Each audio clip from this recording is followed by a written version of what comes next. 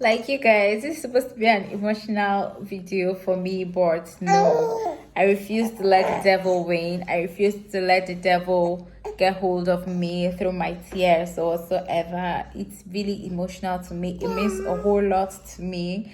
It means everything. It means the whole it means the whole world to me, and I'm super super grateful that I'm finally sharing this, even though I'm not sharing everything in details because this video will be super super long. But I just want you to know that God exists and I am a living testimony. Hey loves, how y'all doing? How are you guys doing? Welcome back to my channel. If you're new here, I'm Judith and this is the Judith Affairs. And if you're returning, thank you for always coming back to check on your girl. You guys, you're all welcome back to another video. So today again I'll be doing a story time and yeah, basically a story time.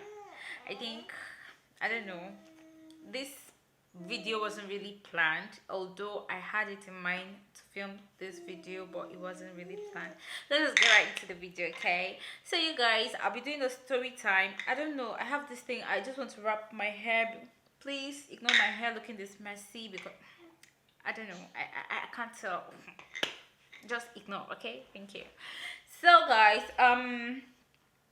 I want to talk about my pregnancy journey, my pregnancy slash delivery story. I want to give you guys a story about it because yeah, I've not really put out anything here for you guys to know. But then, as you all know, I'm a mom.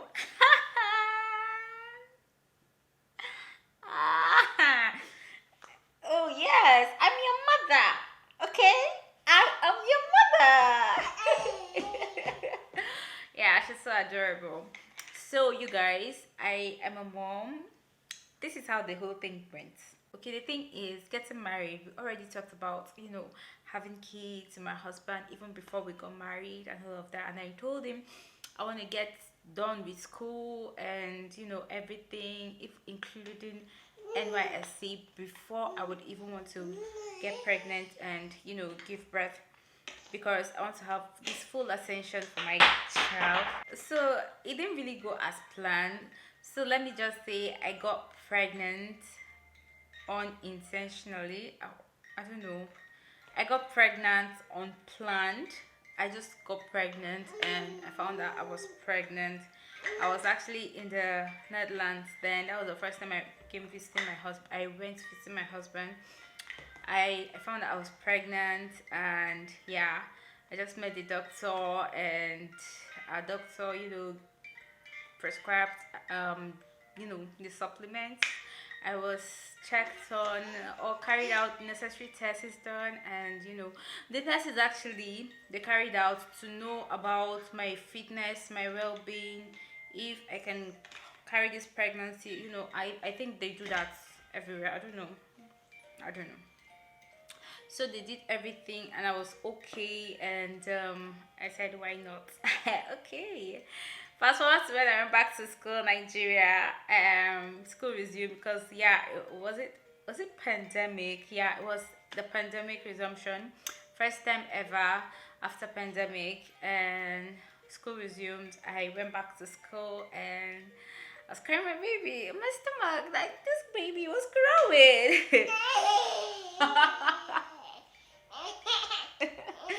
The baby was growing. And fast forward, wrote my exams, did everything, but you guys, all in good health. Like I was so active, all thanks to God. Like from day one to the very last day of my pregnancy, everything went really smoothly. I can't even thank God enough. Like it was just so amazing. I was really strong. I was active. I was please you guys ignore this girl, okay? She's just very beside me because she'll cry if I keep her away from me. So please you guys. I think I had two major challenges while pregnant. First was in my first trimester. I had a Caesarean cyst, but I never knew about that before, not until I was told I had it because I have these pains by the side of my stomach and it was just there. And the doctor said it could get to, it could lead to surgery if it's not being taken care of and all of that. But then the only thing I took was I think painkillers. Is it paracetamol or something? Painkillers really um for the pains, and that was it. Before you know it, within that very month, I can't say, maybe I think a week or two, but within the very month I got to find out I had Caesarean cyst. It got disappeared, like it got ruptured, it disappeared into thin air, it disappeared. That was God actually. And then the second thing, yeah, was my was okay. I was at, I think, my 7th month. I had test on my glucose level, and it was slightly high. So that means to say I had gestational diabetes at my 7 months or so. But it's okay. They managed already. I was already back to the Netherlands, so it was being managed. I had diets. That was where I had the most difficult time, because of course I don't know how to cope with all of those diets. Like, don't eat this, don't eat this. 1 7 meal and one fruit. Do this. It was just so anyhow. But I had to cope, because of course I want to live healthy, because my baby was overgrowing. According to my doctor, like, the baby is bigger than the way it's supposed to be. And but I was feeling really normal, and I was okay, I was strong. Getting to my third trimester, I was really strong. 7th month, third trimester, yeah. I was, Mama, can you keep quiet, please? I was really strong, no nothing, and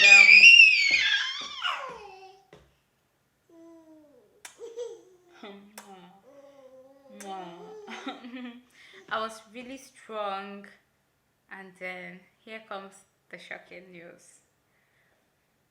My child clock, like, she was growing till 42 weeks in my stomach, and there was no sign of her coming out. Don't get me wrong, she already engaged, like her head already engaged. I think since about, I think early, I can't remember the week, but early 8 months, her head was already down. Like, I was so sure I was going to deliver maybe at 39 weeks, but shocker, I got to 42 weeks, and this girl wasn't even ready to come out. And then my doctor advised we do shit. I will not pick. I will not pick. Now, my doctor advised we do a labor induction, of which, yeah. So there's this labor induction. All this thing I'm telling you, this has been my first time. Like, it's been my first time ever knowing about all of that stuff, labor induction, all of those things. And I had this method of induction, the balloon method. The balloon method, where they will insert the balloon into you, deep right into your, I think, uterus, to trigger labor. So you carry that for 24 hours. Sometimes people get so lucky that the balloon triggers labor and break on its own, break your water as well. But and then it will fall out. Some people don't get that lucky, so I am one of those some people. Okay, the balloon induction, the labor couldn't come. Okay, it did trigger labor, and I was now experiencing labor pains. The contraction became more severe, and everything was going really well. I don't know, it was just so okay that I could cope with the contraction pains and everything, and I was just so okay. I was just so ready to give birth. Like, I did labor induction around, was it 14th of November, and I was told by 15th November I would have put to bed, and I was like, oh my god, I'm giving birth 15th November. Oh my god, I'll put to bed 15 like the next day. I'm just so happy, I'm just excited. So even with the labor pains, I don't care, I don't mind. I went to the bathroom, had my bath, and we went straight back to the hospital, my husband, because after the labor induction I went back home. Okay, so after everything I went back, and that was the shocker of my life. I wasn't even close to dilating. I was still hard. If you know the cervix area where the child will have to slide through, you know, it has to get softened, and then yeah, mine was still very hard. I was just at 2 centimeters, and I was really far. There is nothing.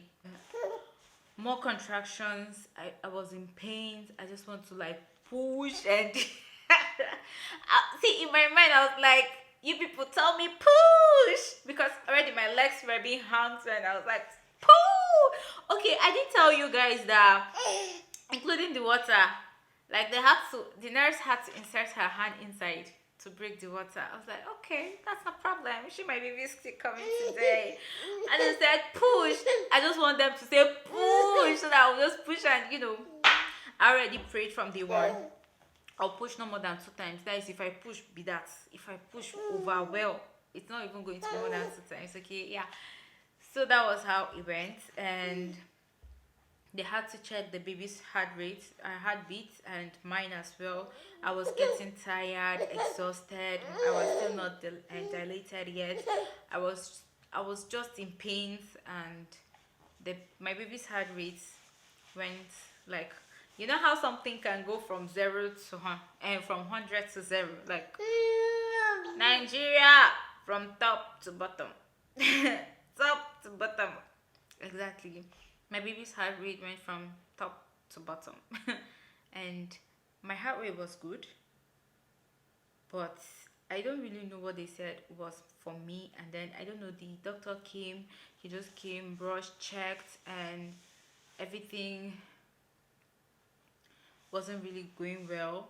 And that was where the doctor just looked at me and told me, you're getting a cesarean section. I was like, before we say Jack, they were not even asking me. Okay, before we say Jack, they're already lifting me. If you see the way they were just rushing me, I was like, I hope everything is well. My husband was just coming, like, was coming with us. Everything was just so, as in, it wasn't something I wanted, but it's an emergency. You know a situation where they'll tell you you're getting an emergency CS. That was my situation. I got an emergency CS, and we went to the theater. Everything was set already. Doctors were just waiting. You know, they were just like rushing. They were just like hurriedly doing things out. It was until after the baby came out, I saw my baby wasn't breathing. Yeah. Okay, you guys, if I should capture my baby, miracle baby, you will be like, miracle child. You will be like, yeah, but this is my miracle, okay? This is the miracle child. This my baby wasn't breathing. That was when I was like, okay, because they did this cesarean section. I was fully awake. I was just paralyzed. The anesthesia injection only paralyzed me from, you know, from my legs downwards and all of that. So I couldn't feel pains from my stomach down, but I was fully awake. I know everything that has been happening. I know everything. I know.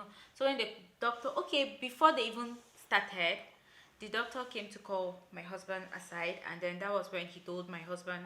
When my husband came, I told and asked him what. He didn't tell me until after everything. What he told me was that the doctor said he has to sign like 50-50 life challenges or whatever. I don't know. Yeah, but he has to sign because my life is in danger, and that of my baby too is in danger. And if they don't do this like right now, this minute, there are chances that he might lose the both of us, because I have 60% chance of living and my girl already has 40% chance of living. So you can imagine, because in the theater room I was like trying to doze off. I don't know, the feeling there was just so different. That was my first time in the theater room. I don't know if it's that cold or something, but I was literally shaking. I was shaking. I was shaking. The doctors became really confused, and the doctor was like, "Are you still cold?" They covered me, blankets and all of that, but I was still shaking. I felt cold, and then everything. After everything, they brought out the child and they showed me, and my girl wasn't moving. You know, if you bring out a newborn baby or you deliver a newborn baby, the way baby will come out crying. At least my baby did not even move. She didn't cry, no nothing. And then they rushed her to another room, and that was when my husband came and said she's on oxygen. Yeah. So the very first breath she took was via the help of an oxygen. I can't share the pictures here because the pictures are really too raw. Already I planned everything with my doctor, that I was going to vlog the delivery process, you know, everything. And I was assigned a nurse, like a student nurse, that will help me with my camera in case my husband is busy, because it's just the both of us and all of that. But that was where everything happened. I couldn't vlog. They couldn't vlog because they said, according to them, they don't do that in the theater room. So the nurse that was with my phone only took pictures, and I don't know if I can share pictures with you guys, but if I can, I'll be putting it by the side. But if I cannot, then it's fine. They are too raw. I've not really bring myself to watch those pictures. I have not really like sat down to watch those pictures, because what in God's name? I don't know. But see this girl right here? This is a miracle. This is an angel in human form. This girl, I don't know. The way God just did it, I don't know. From when she went from top to bottom, God just elevated her from bottom to top. I just thank God, really. This is my miracle. This is my testimony. This is my testimony, oh. This is my testimony, oh. This is my testimony, oh. This is my testimony, oh. I don't know. I can't even joke with this girl. The thoughts of, okay, am I losing this girl?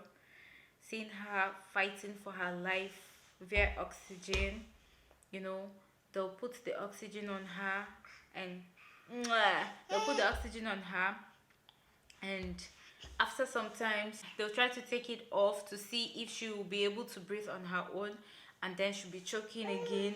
So they had to like, oh my goodness, my girl suffered, my pikin shall suffer, oh. But it's all for good. We thank God. Everything that has happened because God wanted it to go that way. God wanted everything. God planned everything as the master planner that he is. He planned everything, and everything is so okay.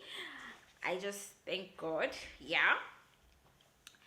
That was why I was, even after her birth, I wasn't able to take pictures of her because my baby was still battling for her life. She's a strong girl. She was battling. She wants to survive. I want to be with my mommy and daddy.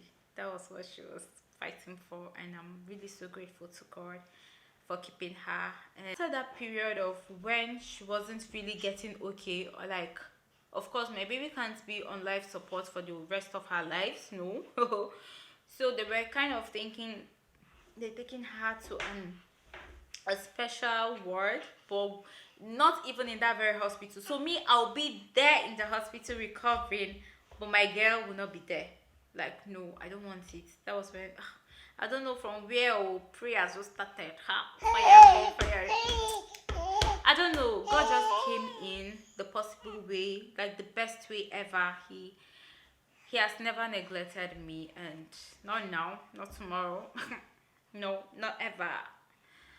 I'm just so grateful to God, really. So you guys, this is my testimony. This is my testimony. This is my testimony. Oluwa show me love.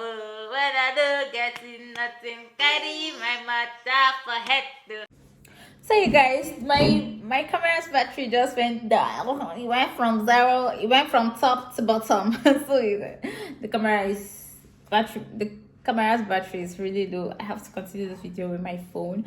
So as I was saying, that was how God elevated me. That was how God had mercy on me and kept my baby even after some days of battling with her life. This is something that no one absolutely knows, just I and my husband. But yeah, God came through for us, and this is our testimony. So you guys, I just want to encourage someone there. Probably there's one or two that might come across this video. You guys know God absolutely exists. God is ahead of you of every of your plans. Like, God is aware you're going through whatever it is you're going through. God knows, in as much as He knows you before you were even formed in your mother's womb. He knows your beginning, He knows your end. You just have to be rest assured that He will handle everything the way that is best for you, because God has your best interests at heart. I hope this video has encouraged someone, has touched someone. You guys, this is my testimony. Yeah. Clap for me, oh, clap for me. Clap for me. Come, baby. Clap for me. Clap for me. Clap for Jesus. God did it. Hey. So loves, if you've come to this point, I want you to know that I love you so much. Thank you so much for all the spicy things you guys do to my channel. Oh, it shook. Thank you a lot. Don't forget to like this video and subscribe if you've not. Thank you a whole lot, and I want you to know that I love you. Bye bye. Kiss mama. Blow them kiss. Mwah.